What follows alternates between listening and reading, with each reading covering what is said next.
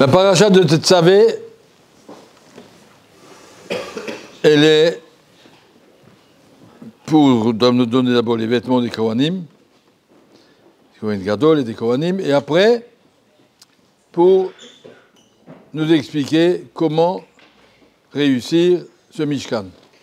Le but du Mishkan, c'est le dernier pasuk du Chumash Shemot, par quoi se termine le Chumash Shemot, une phrase célèbre, Ki anan Hashem ala Mishkan yomam ve'esh elai labo le'nei chol bet Israël b'chol masem.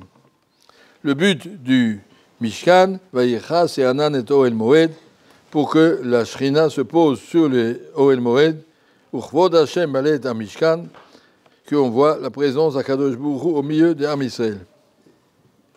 C'est le but du Mishkan. Maintenant, on est en train de construire. La semaine dernière, on a construit les murs, on a construit les kelim, les vêtements.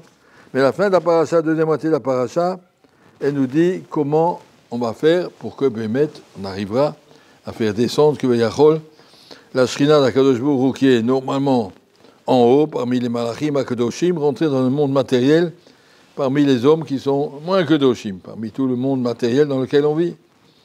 Comment on peut faire pour amener la Shrina ici? Alors, c'est ça qui vient le début de la paracha. Ve'ata, Tetzavé, Bnei Israël, dans la paracha de est mort, on nous dira la mitzvah de la menorah.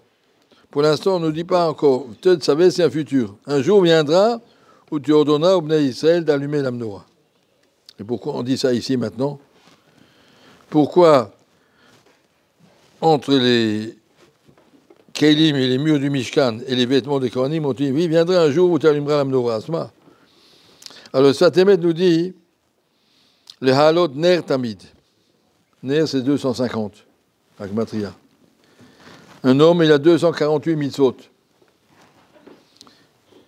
Chaque mitzvah, si on lui ajoute, dit le Zohar, ahava, ve'yira, si elle est faite dans les bonnes conditions, qu'on aime Akadosh Baruch Hu et qu'on craint Akadosh Baruch Hu, chaque mitzvah, elle s'ajoute. On arrivera à 250. Il faut arriver à Ner. Il faut arriver que brille sur la tête de chaque juif un Ner. Ner, c'est 248 mitzvot plus Ahava Ve'ira qui vont construire complètement la personne.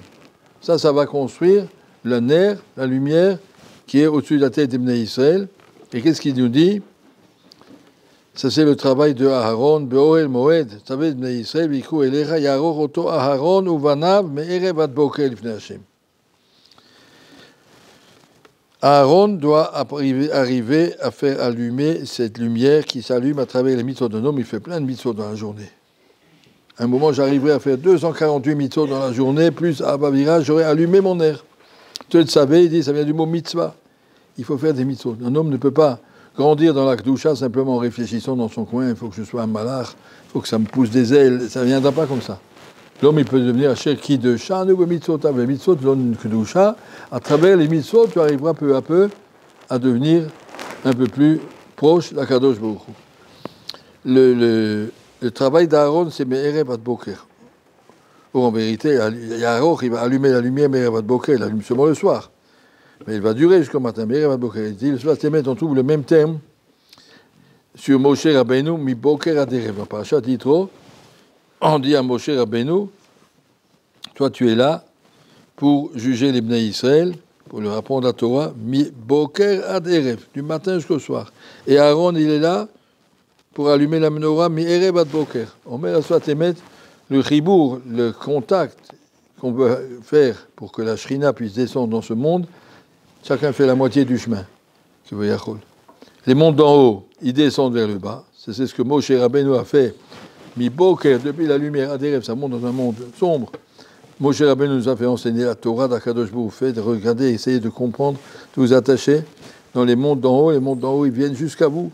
Et Aaron, dans l'autre sens, il va prendre des mondes d'en bas, Mi Erev Ad Boker, amener les gens vers Akadosh Baruch Hu. Il y a dans sa construction du Mishkan, donc on va dire d'un côté, Akadosh Baruch Hu a dit, je veux résider parmi eux, et deuxièmement, il faut que les Bnei Israël y veuillent, Akadosh Baruch Hu réside parmi nous. Donc il y a les deux chemins à faire, et c'est pour ça qu'il dit, mais ce chélek-là, la paracha de Tetzavé, c'est le chélek de Aaron, Tetzavé de Bnei Israël, Veikru Eler HaKolim Israël, Halot Ner Tamid, qu'ils aient le sentiment que je vais vivre en permanence dans les mitzvot. Si je veux vivre dans les mitzvot en permanence, je suis plus proche d'Akadosh Baruch Hu, et de là, on arrivera peu à peu aussi à rejoindre qu'Akadosh Baruch Hu, il va amener sa shrina parmi nous, et on arrivera à réussir le Mishkan. Le Mishkan, encore une fois, c'est d'avoir un endroit où la shrina se pose dans ce monde, et qu'elle ne soit pas seulement dans le ciel. Je vous ai déjà raconté, je ne me rappelle pas si c'était hier, de Rav Steinman, quand on lui a demandé, quand il était Bachour, qu'est-ce que tu veux de ta vie, quel programme tu veux avoir. Je veux être Merkava la Shrina. Je veux être un endroit où la Shrina peut se poser dans ce monde. Et il a fait toute sa vie pour ça, grandir dans la Kedusha, pour qu'il puisse sentir que de jour n'a pas honte de moi, et qu'il pourra, que Veyachol se poser dans le Mishkan des Gdolei Israël. Et ça, c'est le programme de faire Aaron pour nous élever à ce niveau-là, et le programme de Moshe Rabbeinu qui descend ensemble pour que la Shrina puisse se poser dans l'armée Israël.